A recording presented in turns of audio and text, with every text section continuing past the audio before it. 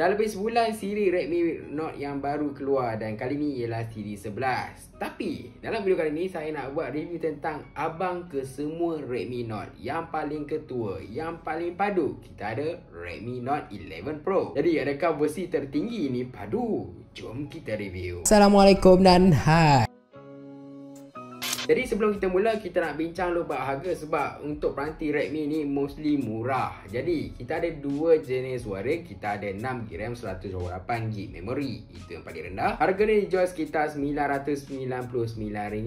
Dan untuk varian yang paling tinggi iaitu 8GB RAM, 128GB memori iaitu RM1099. Tambah RM100 anda dapat 2GB RAM tambahan. Dan dijual dengan 3 jenis warna iaitu warna kegemaran Redmi iaitu warna graphite grey. Saya tak pasti kebanyakan smartphone ni memang warna graphite grey ni mesti ada. Kemudian kita ada warna star blue dan juga polar white. Yang putih ni dia rare sikit tau. Jadi muka pertama dekat kita punya smartphone ialah bab skrin dia. Jadi dekat sini untuk ketahuan anda, kita ada skrin 120Hz jenis AMOLED. Tapi tak cukup dengan tu. Benda yang best dia ialah dia support HDR10 dekat sini. Jadi kalau anda tengok dia punya skrin ni, paparan dia memang cantik. Ditambah dengan dia punya kecerahan skrin sehingga 1200 nits, yang mana sangat cerah. Kalau nak guna waktu cahaya matahari terik tu pun tak ada hal. Dan kalau anda terfikir tentang ketahanan dia punya skrin, dia gunakan Corning Gorilla Glass 5. Cun kan. Kat sini pun rasanya tak ada tempered glass ataupun screen protector yang Redmi pasang. Seterusnya ialah bab rekaan, yang mana rekaan dia sebenarnya lebih kurang macam adik dia iaitu Redmi Note 11. Cumanya yang Redmi Note 11 ni nampak macam biasa-biasa. Yang ini lebih premium sebab dekat bahagian belakang ni nampak macam matte finish. Kemudian yang saya suka ialah bila anda pegang smartphone ni, anda akan rasa solid tau. Dia punya rekaan tu macam rekaan sabun buku tau. Memang boleh katakan angle dia semua kan, memang sebelah tangan memanglah boleh guna, tapi bila pegang tu rasa macam pegang batu nak baling kat orang. Sebenarnya dia agak tebal kat sini kalau tengok kan. Kalau nak banding dengan adik dia nipis sikit lah. Dia ni lebih tebal dan kalau tengok berat dia just nice lah untuk pegang. Jadi dekat bahagian atas kita ada headphone jack, kita ada speaker, kita ada mic dan juga kita ada IR blaster. Dekat bahagian kiri kita tak ada sebarang port. Dekat bahagian bawah kita ada SIM slot yang menyokong 2 SIM serentak ataupun anda boleh pilih sama ada 1 SIM dan juga 1 memory card. Kemudian kita ada USB Type-C, kita ada speaker dan juga mic. Dekat bahagian kanan pula kita ada butang kuasa yang ada fingerprint dan juga butang kawal bunyi. Dekat bahagian belakang pula kita ada 3 kamera setup berserta 1 flash dekat sini. Jadi sekarang kita nak bincang bab prestasi, yang mana dekat sini untuk Redmi Note 11 Pro ni menggunakan Snapdragon 695. Dan kebanyakan peranti yang keluar pada awal tahun 2022 memang gunakan chipset ni untuk mid-range. Harga untuk chipset ni ialah sekitar, kalau pengeluar lain mungkin dalam 1000 lebih macam tu kan, lebih kurang lah. Tapi mostly yang ini paling popular. Tapi bila berbincang tentang 695 yang mana kepala dia 6, siri dia 6, mungkin anda rasa macam macam downgrade kan. Sebab siri Redmi Note 10 Pro sebelum ni menggunakan Snapdragon 732G.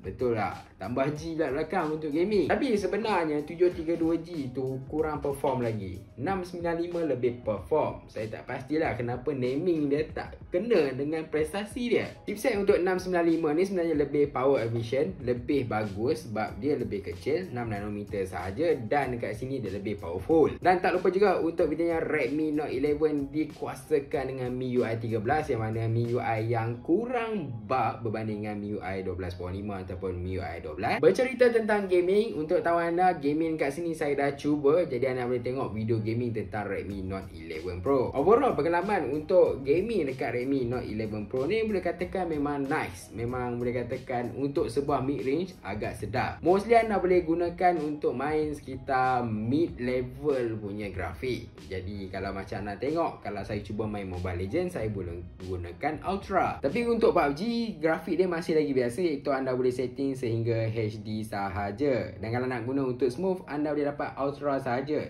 tak ada X-ray. Jadi untuk peminat PUBG mungkin anda rasa macam kurang seronok sikit lah sebab tak ada setting grafik yang tinggi, tapi dia punya gyro boleh tahan smooth. Apapun waktu anda main kat sini, pada awalnya memang rasa smooth, tapi lama-lama anda akan rasa sedikit frame drop. Sedikit je, jangan risau sangat. tak ganggu performance anda pun. Dan benda yang paling best yang saya respect dekat Redmi Note 11 Pro ni ialah dia punya suhu. Suhu dia berlega sekitar 40 ke 42, itu yang paling panas. Dan kalau nak main game kat sini, anda tak rasa panas. Itu yang best. Dari segi bateri, dekat sini kita ada 5000 mAh. Kapasiti bateri yang agak biasa, memang kita selalu dengar di bawah RM1000 kan. Cumanya apa yang membezakan tentang Redmi Note 10 Pro yang sebelum ni dan juga dengan adik dia Redmi Note 11 ialah dia punya pengejasan pantas. Dia ada pengejasan pantas 67 watt. Boleh katakan memang untuk sebuah mid range memang laju dekat sini. Anda bayangkan 15 minit yang anda ada ni, anda boleh charge phone ni daripada 0 sampai 50%. Laju tak? Dan untuk masa charge penuh dia ialah sekitar 42 minit. Itu apa yang dibincangkan kalau anda offkan smartphone ni waktu anda charge. Dari segi kamera, mengagumkan juga yang mana kamera utama dia ialah 108MP. Kamera lain kita ada 8MP dan juga 2MP. Itu untuk makro. Sejujurnya saya boleh katakan tangkapan dia memang sangat cantik kat sini. Warna dia balance, cukup pop dan juga overall dia memang cantik berserta dengan sharpness yang dia ada. Untuk bawah harga RM1000 ni boleh dikatakan memang puas hati kalau anda mementingkan kamera. Jadi anda tengok macam mana tangkapan yang saya cuba tangkap dekat Redmi Note 11 Pro. Cuma satu benda yang saya kecewa sikit tapi tak ada masalah ialah dia punya zoom. Yang mana zoom ni agak pecah dekat sini. Untuk terawat dia just nice saja. Mungkin anda akan perasan sedikit lah ada noise kalau kawasan yang gelap sedikit. Untuk tanggapan malam dia biasa saja. Dia tak boost sangat untuk masa sekarang. Mungkin nanti Redmi akan ada update. Jadi tanggapan malam buat masa saya review ni, saya boleh katakan so-so saja, tak cantik sangat pun. Paling saya suka ialah bab kamera selfie dia, kamera depan dia yang mana dia ada 16MP dan tangkapannya memang mantap. Anda boleh tengok dari segi warna kulit, kawalan cahaya, sharpness yang dia ada memang cantik untuk Redmi Note 11 Pro. Jadi anda boleh selfie dan masukkan dalam media sosial. Ini yang anda minat. Kekecewaan saya beralih bila masuk untuk video. Sebab dekat sini dia punya rakaman video just so-so saja. Rakaman video dia kurang memuaskan. Jadi mungkin kalau nak buat TikTok tu macam kurang sikit. Kalau anda dekat outdoor tak apalah, sebab kalau anda dalam rumah indoor ni dia punya rakaman memang noisy sikit. Tapi bukan itu saja. Satu lagi lah dia punya rakaman 4K gaib. Tak ada rakaman 4K dekat Redmi Note 11 Pro. Kalau sebelum ni dekat Redmi Note 10 Pro kita ada 4K tapi 11 Pro tak ada. Mana pergi? Saya tak pasti, kena tanya Snapdragon. Apapun kita tengok sama-sama macam mana rakaman dia yang saya dah rakam dekat Redmi Note 11 Pro. Let's go. Inilah rakaman untuk Redmi Note 11 Pro. Okey, macam mana tengok rakamannya hanyalah hingga 1080p 30 frame per second sahaja. Macam mana tengok rakamannya, okey ataupun tidak, yang akan mendapat anda dekat bahagian bawah.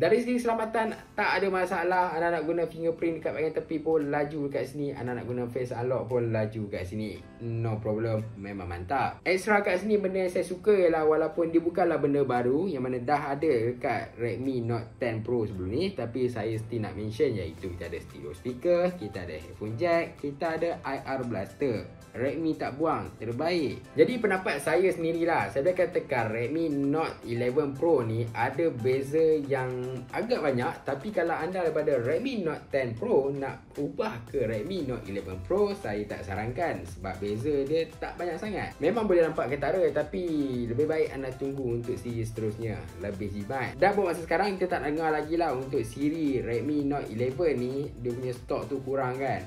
Redmi Note 11 Pro ni banyak dekat pasaran, anda boleh pergi beli. Klik link kat bahagian bawah, saya ada sediakan. Tak nak link kat bahagian bawah, anda boleh pergi kedai pun ada jual. Banyak juga stok dia. Saya tak dengar lagi, kalau ada sikit je macam siri Redmi Note 10 sebelum ni. Di bawah harga RM1000 anda dapat kamera yang cantik, anda dapat dia punya screen jenis Super AMOLED, anda dapat 120Hz, dapat stereo speaker. best tu kan, dengan harga macam tu. Dan saya lebih sarankan sebenarnya gunakan 6 pun dah cukup kat sini. Kalau nak guna 8 tu optional. Mungkin anda nak guna untuk 2-3 tahun akan datang, anda ambil 8. Kalau anda akan rasa macam setahun 2, anda ambil 6 pun dah cukup. Jadi apa pendapat anda tentang Redmi Note 11 Pro? Anda rasa best ataupun tidak? Bagi saya, pengalaman saya kalau ada 1000, saya memang akan belilah. Sebab spek dia bagi pun dah cukup, kamera dia pun dah cukup. Tapi kalau buat video dia hancur sikit, tak boleh nak buat apa lah. Jadi tinggalkan pendapat anda dekat bahagian bawah, dan macam biasa jangan lupa like, subscribe, jangan juga share. Terima kasih. Jumpa lagi.